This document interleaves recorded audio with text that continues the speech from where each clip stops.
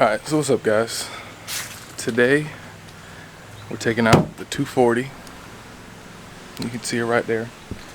We're going to do some rolling shots with Cam and Artie. So Artie drives a 2015 Camaro SS 1LE and Cameron drives a 2010 Mustang GT. Correct me if I'm wrong. I'm going to try and get some rolling shots of the 240 too, so you know, as I progress on it you can see the difference. Got some big stuff coming up this week, stay tuned for that, but I'm going to get some rolling shots of this too. I'm going to have one of them drive it. Should be a fun day.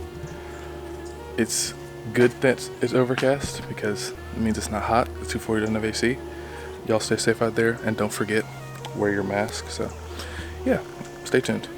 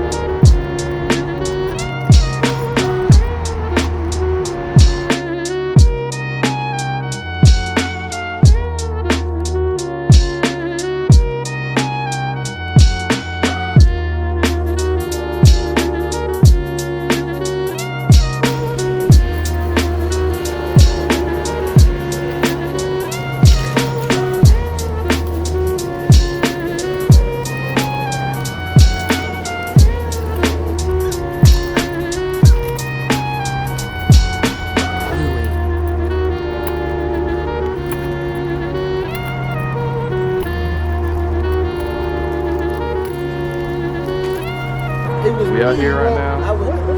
We got all three of the cars.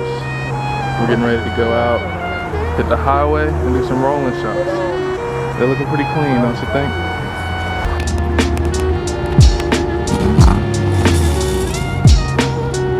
I got Artie driving the 240 because we're about to take it on the highway. Make sure you know how to drive it.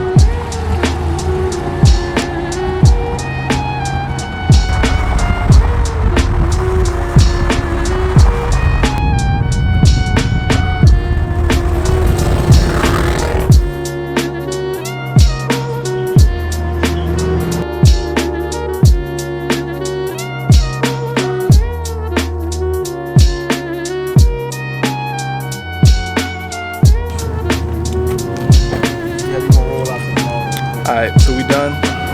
We done shot the cars. Next time, right here. Until next time. Look out. You late! You could have came with us, but